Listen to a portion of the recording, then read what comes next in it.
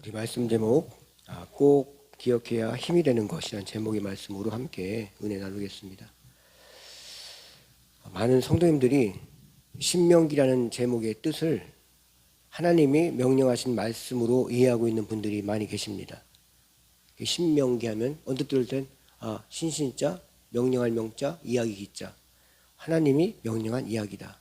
쉽게 그렇게 생각할 수가 있어요. 그렇지만 여기서 쓴 신자는 한자로 거듭나다, 다시 하다, 반복하다 때 쓰는 그 신자를 쓰고 있습니다.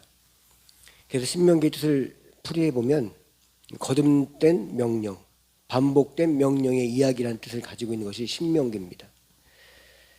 이 신명기 내용은 이스라엘 백성들이 애굽에서 나와서 광야에서 거주한 지 40년째 되는 해, 모세가 이스라엘 백성들의 그 다음 세대에게 가나안 땅에 들어가기 직전에 한 명령입니다.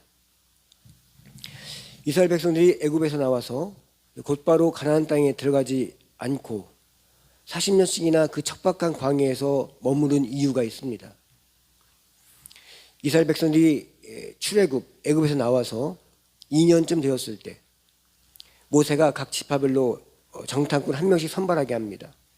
그래서 12명의 정탐꾼을 만들어서 가나안 땅을 정탐하고 오라고 보냅니다. 그래서 이들이 40일 동안 가나안 땅을 정탐하고 돌아와서 보고하기를 우리가 잘 아는 것처럼 요수아와 갈렙 말고는 그 나머지 10명의 정탐꾼들이 아주 부정적인 보고를 백성들에게 하게 됩니다. 백성들이 어떻게 했습니까? 불안했죠. 낙심했습니다. 그리고 모세에게 우리가 모세에게 속아가지고 여기까지 와서 죽게 됐구나, 죽는구나 이러면서 모세를 원망을 합니다. 이 모습을 지켜보던 하나님은 백성들에게 징계를 내리십니다. 민수기 14장 33절부터 38절 이렇게 기록되어 있습니다. 너희 자녀들은 너희 반역한 죄를 지고 너희 시체가 광야에서 소멸되기까지 40년을 광야에서 방황하는 자가 되리라. 너희는 이 땅을 정탐한 날 수인 40일의 하루를 1년을 쳐서 그 40년간 너희의 죄악을 담당할지니 너희는 그제서야 내가 싫어하면 어떻게 되는지를 알리라 하셨다 하라. 나 여호와가 말하거니와 모여 나를 거역하는 이 악한 온 회중에게 내가 반드시 이같이 행하리니 그들이 이 광야에서 소멸되어 거기서 죽으리라. 모세의 보냄을 받고 그 땅을 정탐하고 돌아와서 그 땅을 악평하고 온 회중이 모세에게 원망하게 한 사람, 곧 그 땅에 대하여 악평한 자들은 여호와 앞에서 재앙으로 죽었고 그 땅을 점령하러 갔던 사람들 중에서 오직 눈의 아들 여호수아와 여분네 아들 갈렙은 생존하니라. 이렇게 애굽에서 나온 1세대가 40년이란 그 긴 세월 속에서 모두 죽어버리게 됩니다. 하나님의 재앙으로. 그리고 2세대만 살아남았다는 거죠. 이 세대들은 어떻습니까? 하나님께서 이스라엘 백성들을 애굽에서 이끌어 나온 역사 가운데 10가지 재앙을 보지 못했습니다. 심지어 이 세대는 출애굽 생활이 무엇인지 어떤 생활인지 모릅니다. 그리고 바다가 갈라져 홍해를 건너서 출애굽했던 그 경험도 없는, 그걸 모르는 세대였습니다. 어쩌면 이스라엘 백성들이 출애굽하여 곧바로 가나안 땅으로 들어갔더라면 아마 이 2세대들은 아마 가나안 땅에서 태어났어야 했던 자녀들이었습니다. 그렇지만 부모 세대의 죄악으로, 그 잘못으로 광야에서 태어나서 하나님에 대해서, 또 자신들의 민족이 어떤 민족인지에 대해서, 또 가나안 땅에 들어가서 무엇을 어떻게 해야 되는지에 대해서 모르는 그런 세대였다는 것입니다. 이런 그들에게 모세가 다시 한번 하나님의 말씀과 계명과 율례를 가르치고 너희들이 가나안 땅에 들어가면 어떻게 살아야 하는지, 어떻게 해야 복을 받는지에 대해서 거듭거듭 명령하며 당부하는 내용이 오늘 길게 읽은 본문 8장의 내용입니다. 우리는 지금 아직 미지 땅인 가나안 땅에 들어가기 직전에 불안함과 두려움 반, 설렘 반으로 서 있는 이스라엘 백성의 2세대와 같이 아무도 살아보지 않은 2026년이라는 시간 앞에 서 있습니다. 오늘 이스라엘의 이 세대들에게 모세를 통해서 하시는 하나님의 말씀이 곧 우리의 말씀을 믿고 그 말씀을 마음에 깊이 품고 살아가는 한 해가 되길 바랍니다. 우리가 경험해보지 못한 이 새로운 1년의 문턱 앞에서 설렘과 동시에 막막함을 넘어서 두려움과 또는 불안함을 가지게 됩니다. 그 이유는 앞으로 가야 할 길이 마치 끝이 보이지 않는 광야처럼 느껴지기 때문이라는 것입니다. 광야는 길도 없습니다. 양식도 없습니다. 밤낮에 기온차도 심해서 생존 자체가 고통스러운 곳입니다. 이 척박한 광야에서 40년을 보낸 이스라엘 백성에게 모세가 말했듯이 우리에게도 하나님께서 어떻게 행하실지에 대해서 말해주고 있습니다. 4절 말씀 보면 이렇게 기록되어 있습니다. 내 의복이 헤어지지 아니하였고 내 발이 부르트지 아니하였느니라. 이렇게 말씀합니다.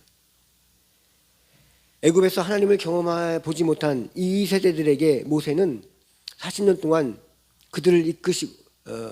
우리를 이끄신 하나님의 의복을 헤어지지도 아니하고 발이 부르트지도 않으신 분이라고 이렇게 그들에게 이야기해 줍니다.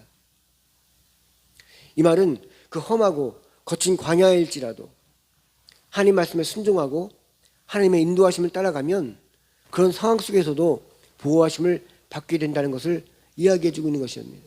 이야기해 주고 있는 그런 말씀입니다. 우리는 흔히 내가 가진 자원이 넉넉해야 미래가 안전할 것이라고 생각합니다. 충분한 재정, 건강한 몸, 안정적인 직장이 있어야 옷이 헤어지지 않고 발이 부르트지 않는다고 믿습니다. 그러나 이스라엘 백성들이 광야에서 40년간 버틸 수 있었던 것은 그들이 준비한 자원 때문이 아니었습니다. 아니, 그들에게는 그럴 만한 자원도 없었습니다. 그렇지만 매일 아침에 내리는 만나가 있었습니다.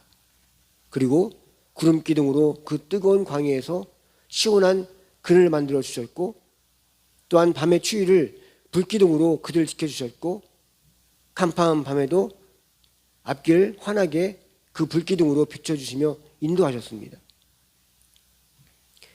이처럼 세심한 하나님의 간섭이 있었기에 광야에서도 그들이 살아남을 수 있었던 것입니다. 그래서 그들의 옷감이 닳지 않았고 그들의 발이 부르치지 않은 것입니다. 이것은 인간의 상식을 뛰어넘은 초자연적인 보호하심의 은혜였습니다. 우리가 한 해를 시작하면서 우리가 가져야 할 믿음이 있다면 그것은 우리를 품어주시는 또 품어주시고 보호하시는 하나님이 함께 하신다는 믿음입니다. 세상은 끊임없이 결핍을 말합니다. 그리고 우리를 불안하게 만듭니다. 그렇지만 하나님은 광야에서 40년간 지내온 이스라엘 백성들에게 베푸신 은혜처럼 우리에게 삶을 공급해 주시고 마음을 공급해 주시고 은혜를 공급해 주신다고 약속하십니다. 우리가 걷게 될 올 한 해가 비록 거친 광야 같을지라도 하나님은 우리 삶에 필요한 것이 무엇인지를 이미 다 알고 계십니다. 그러기에 우리 하나님은 우리의 영혼을 지치지 않게 하실 것이고 우리 환경이 무너지지 않도록 붙들어 주실 것입니다. 우리가 살아갈 시간들은 내 힘으로 최선을 다할지라도 결국은 내 힘으로 버티는 것이 아닙니다. 주님의 손이 우리를 붙들고 계신 그 힘으로 버티는 것입니다. 혹이라도 하나님이 함께 하시는데도 우리 삶 가운데 주님이 되는 일이 있다면 그것은 우리가 떡으로만 사는 것이 아니라 하나님 말씀으로 우리가 새 힘을 얻어 사는 존재임을 알게 하기 위함입니다. 성경은 사람이 떡으로만 사는 것이 아니라고 말씀하고 있습니다. 떡으로만 사는 것은 짐승이나 그렇게 사는 것입니다. 사람임에도 먹는 것으로만 만족하고 그것이 전부라고 생각한다면 그 삶은 짐승과 다를 바 없는 육적인 삶만 위해서 사는 것입니다. 그 육이 죽었을 때 그 인생이 어떻게 되겠습니까? 사람이 육을 갖다고 해서 자기 나이껏 다른 사람 많은 것처럼 70, 80 다른 사람 그렇게 산다고 보장 못합니다. 사고로 일찍 죽을 수도 있고 병들어서 고생하다 죽을 수도 있고 사람은 어떻게 죽을지 모름에도 불구하고 육의 삶에만 붙들려 있다면 그것은 짐승들이 사는 삶과 똑같이 사는 것과 다를 바 없다는 것입니다. 떡만이 유일한 기쁨이고 행복이고 떡만이 나의 전부로 알고 사는 삶 속에는 진정한 영적인 존재로서의 행복과 안정감과 만족을 누리지 못하는 것입니다. 그렇음에도 늘 가졌음에도 결핍을 느끼고 풍족함에도 배고픔을 느끼고 늘 부족하다, 없다, 항상 핍절한 삶으로 살 수밖에 없는 것입니다. 영적인 존재는 하나님이 주시는 만나, 하나님의 말씀 그 속에서 인간이 존재할 수 있는, 생존할 수 있는 힘이 그곳에서 나옴을 알기 때문에 부족함에도 풍족함을 느낄 수 있고 넉넉함을 느낄 수 있고 안정감을 느낄 수 있는 유일한 존재가 하나님이 만드신 우리 인생들이라는 것입니다. 그래서 신명기 8장 3절에 이렇게 말씀합니다. 널 낮추시며 널 줄이게 하시며 또 너도 알지 못하며 네 조상들도 알지 못하던 만나를 내게 먹이신 것은 사람이 떡으로만 사는 것이 아니요 여호와의 입에서 나오는 모든 말씀으로 사는 줄을 내가 알게 하려 하심이니라. 하나님께서는 우리가 광야에 살아도 하나님의 말씀이신 만나로 우리를 살리시고 우리의 살 길을 주신다고 말씀하십니다. 그렇게 하나님의 말씀이신 만나를 먹으면 말씀에 순종하며 따르며 경외하는 인생들에게는 신명기 8장 6절부터 10절 말씀에 이런 말씀을 하십니다. 내 하나님 여호와의 명령을 지켜 그 길을 따라가며 그를 경외할지니라. 내 하나님 여호와께서 너를 아름다운 땅에 이르게 하시나니 그곳은 골짜기든지 산지든지 시내와 분천과 샘이 흐르고 밀과 보리의 소산지요 포도와 무화과와 석류와 감람나무와 꿀의 소산지라.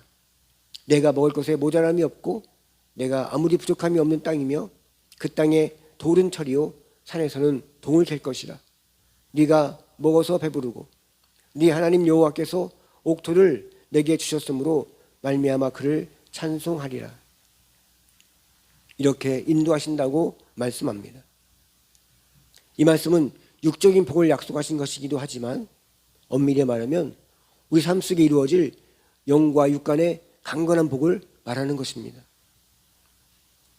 하나님의 말씀은 순종하고 경외하며 그를 따르는 삶을 살면 그 삶이 지경이 척박할지라도 그 마음속에 샘이 흐르고 각종 풍성함으로 옥토같이 넉넉함으로 여름으로 부유함으로 하나님의 기쁨으로 살아가는 인생이 된다는 것입니다.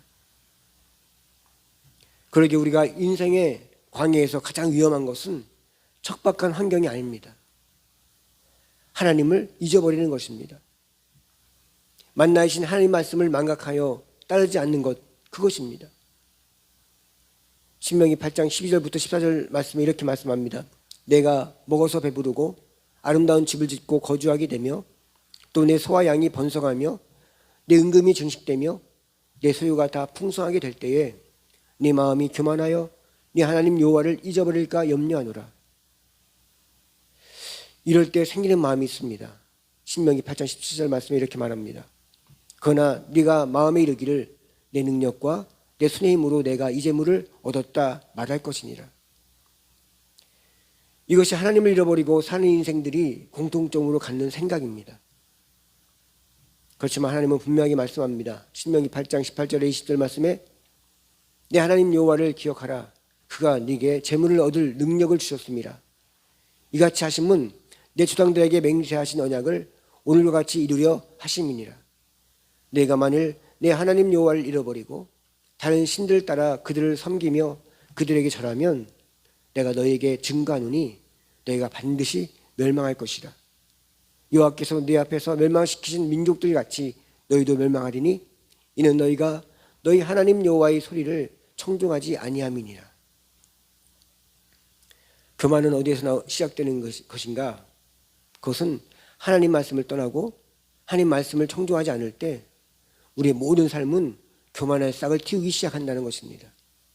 우리의 생각이, 우리의 감정이, 우리 의지가 교만의 씨에 양념이 된다는, 그 거름이 된다는 것입니다. 우리가 하는 일이 잘 되고 형통하는 것이 우리를 교만하게 만들지는 않습니다. 그런 것들은 하나님이 주신 복들입니다. 그렇지만 하나님이 아닌 내가 노력해서, 내가 수고해서, 내가 잠 못 자고 애써서 고생해서 이룬 것이라고 생각이 들 때 그것이 교만의 씨앗이 되는 것입니다. 이것을 우리가 한 해를 시작할 때 이때 잘 기억해야 한다면 우리는 이미 하나님의 은혜 안에 거하는 자이며 이 기억이 우리를 살리고 우리 살 길로 인도하게 되는 것입니다.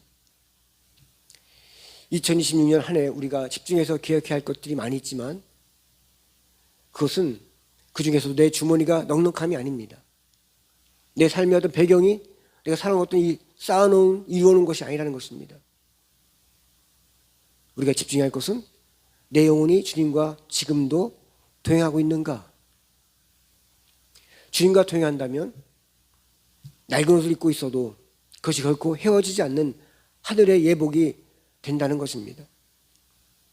또한 광야는 결핍의 장소가 아니고 기적의 장소가 될 것이고 아무것도 없는 그곳은 궁핍의 땅이 아니라 하나님이 인도하시는 은혜의 땅이 되는 것입니다.